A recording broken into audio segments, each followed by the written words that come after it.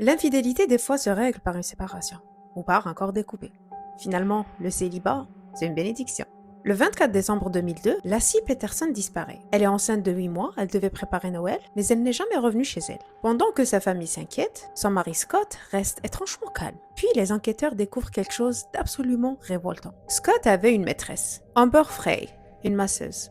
Il lui avait dit qu'il était veuf, qu'il avait perdu sa femme alors qu'elle était bien vivante, enceinte chez eux. Scott vivait déjà dans un autre scénario, pendant que Lassie portait leur enfant. Et c'est là que les soupçons deviennent évidents. Scott avait acheté un bateau en secret et il avait bien étudié les courants de la baie de San Francisco, juste avant la disparition de Lassie. Voilà ce qui arrive quand on s'inspire un peu trop de la série Dexter. En avril 2003, le cauchemar devient réel. Le tronc de Lassie est retrouvé échoué sur le rivage. Son bébé est expulsé du ventre par la décomposition et découvert séparément. La tête, les bras et les jambes de Lassie ont disparu. Elle avait les côtes brisées et le cou fracturé. Finalement, Scott est arrêté, jugé et condamné à mort. Mais en 2020, malheureusement, sa peine est réduite à la prison à vie. Et le plus morbide dans cette histoire, c'est que pendant qu'il rejoue la victime et continue de clamer son innocence, la tête de Lassie n'a jamais été retrouvée.